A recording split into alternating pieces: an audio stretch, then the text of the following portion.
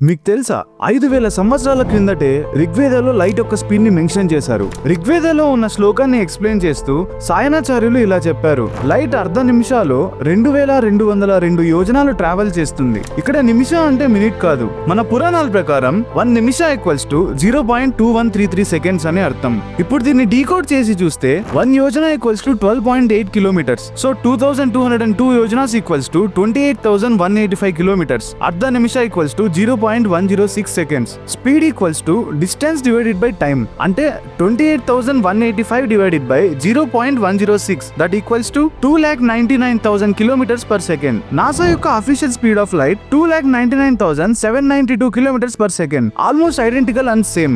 Shocking fact ఏంటంటే western science ఇది 1676 లో కనుగొంది. ఐన్స్టైన్ 1905 లో దీన్ని రిలేటివిటీలో యూజ్ చేశాడు. కానీ మన పురాణాల్లో కొన్ని వేల సంవత్సరాల క్రిందటే ఉంది. అసలు మన ఋషులకి ఇలాంటి అడ్వాన్స్ టెక్నాలజీ ఎలా వచ్చింది? టెలిస్కోప్, శాటిలైట్, సూపర్ కంప్యూటర్స్ ఇలాంటివి ఏవీ లేని టైంలోనే ఇవన్నీ ఎలా తెలుసుకోగలిగారు? ఇది ఇప్పటికీ మనం అందుకోలేకపోతున్న అడ్వాన్స్ టెక్నాలజీయా లేదా జస్ట్ కోఇన్సిడెన్సా? మీ ఒపీనియన్ ని కమెంట్స్ లో తెలపండి. మరెన్నో ఇలాంటి ఇంట్రెస్టింగ్ వీడియోస్ కోసం ప్రాజెక్ట్ ఎక్స్ ని సబ్స్క్రైబ్ చేసుకోండి.